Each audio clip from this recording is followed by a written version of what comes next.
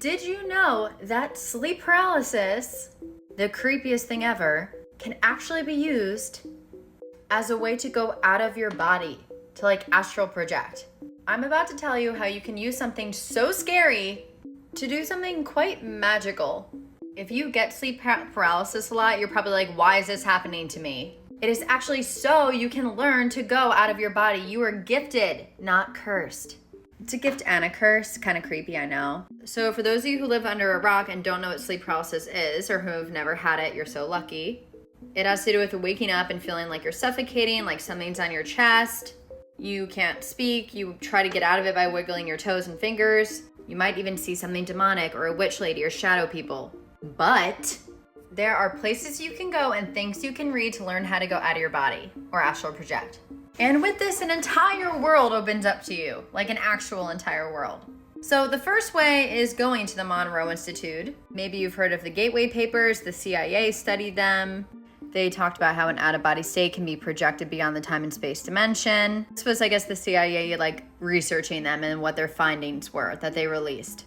Obviously, the Monroe Institute cannot guarantee that you'll have an out-of-body experience, but if you have sleep paralysis, it's a great start because that's the beginning of it. They also talked about other ways that you could start the out-of-body experience by not only enforcing sleep paralysis, but when you're in that kind of dream wake state, there are ways to like roll out of your body or get up out of your body. They go over it in the program. I'm not going to divulge everything. The CIA even had clippings about Robert Monroe, who made the Monroe Institute, in their files. Going out of your body is a very real thing. There's thousands of millions of accounts across the world. Even 5%, 5 to 10% of the healthy population has had it without even getting trained. Some people can just do it. People, normal people like you watching, there's a business guy, your next door neighbor, he goes out of his body and he doesn't tell you about it because he thinks he's crazy or it's weird or it's his little dark secret. We don't have to keep these things a secret, guys. They're cool. When you're out of your body, it might feel like floating sensation, awe. I personally went out of my body once when I was on an airplane, and then my consciousness thought I would get lost, and it shocked me back into my body. But for like the 5 seconds I was out of my body, which was coincidentally on my way to the Monroe Institute on a plane 2 years ago, I felt more like I was like an energetic mist. And not only was I aware of myself, I could also see from outside myself. Like I was an observer, like I was the all at the same time as myself. Very weird.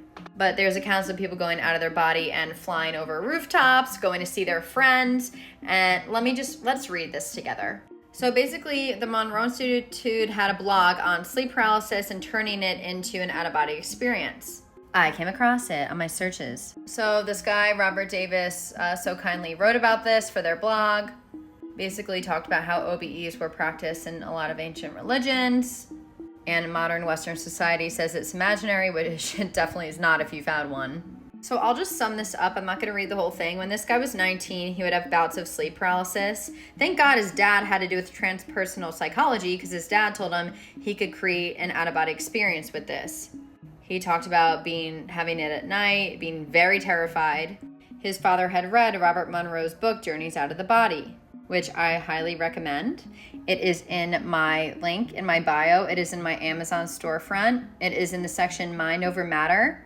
I also have like 19 other books about like remote viewing, astral projection. So if you're interested, definitely go check that out. Amazon storefront, the link in my bio, in my Stan store. So not knowing anything about going out of his body, he tried to do it. To his astonishment, he was effortlessly able to swing his non-physical legs off his bed and stand up outside of his body. He was very excited. He was almost out of his bedroom, literally out of his body in like this liminal dimension. I'm pretty sure he talks about then getting excited and going right back into his body. That happened to me too. And then eventually he talks about how this stopped for a while and then he went to Monroe to learn it again or something. Oh, and the guy that wrote this worked with the United Nations, the World Bank, worked with climate change, like normal person. I mean, I guess I wouldn't say normal, not everyone works for the United Nations.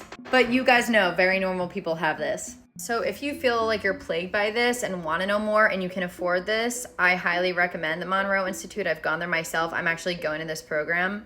They do it a couple times a year. They teach you how to go out of your body. They also teach you about remote viewing, many other things. I'm very excited. They also have a remote viewing Basics Virtual that's a little bit cheaper. Still kind of expensive for some of you, but I think it's worth it for those of you who are gifted, want to try. They also have the remote viewing in person. And this has to do with Joe McMoneagle, I believe his name is, and it was the Stargate Project. He started that, had to do with the government. There's also the book Journeys Out of the Body. Once again, you could get that on my Amazon storefront or wherever you want. Or you could do your own thing. What I really wanted to share is that sleep paralysis has plagued me since I was like 10 years old. The first time I got it, I had my mom's beeper in my hand because it was that long ago. And I thought that it was electrocuting me because I couldn't move. I didn't see anything that time, but then I would have it at least once a week, sometimes 3 times a week, sometimes like 5 times in a night. I would get it, fall back into it. I was always so terrified. I always thought I was having a stroke, almost to this day. I will tell you, it is not the easiest thing to do, unless it is. And I barely was trying is when I was able to go out of my body, of course. Why is everything in life like that? When you don't try, you get it. But I wanted to share this knowledge because I suffered from sleep paralysis and still sometimes do. There's a great YouTube video on it. Sleep paralysis is the gateway to astral projection. Joey Badass. He says some real shit. It is very interesting, him speaking on it. He basically says when you have sleep paralysis and you see these demonic figures, just laugh at them. And I know what some of you are going to say. Some of you are going to say this is demonic. Some of you are going to say in the astral realm you'll get lost. Do any of us not leave our houses? Most of us don't leave our houses just because we could go out there and get killed. I want to explore this realm. There's bad and good things everywhere. I think as long as you know how to protect yourself, which is important, and have awareness and stay grounded in your mental health, because there is a risk for dissociation with some of these things. So if you're taking care of yourself and protect yourself, I don't see the harm in this any more so than going out in the world. I think that the topography of this liminal realm, this plasma realm, this is the wave of the future. And as far as you that are like, oh, the CIA has a watch list on people who astral project, great. Watch me all you want, guys. I want to have fun in this lifetime. And hey, don't get too lost in this. Like, there's something to be said for enjoying normal life. Life is amazing. We're here to experience. But if you could have fun with this stuff, sometimes everything is in balance. Why not explore the unknown? And why not take something so horrific like sleep paralysis and realize that it's a gift in a way?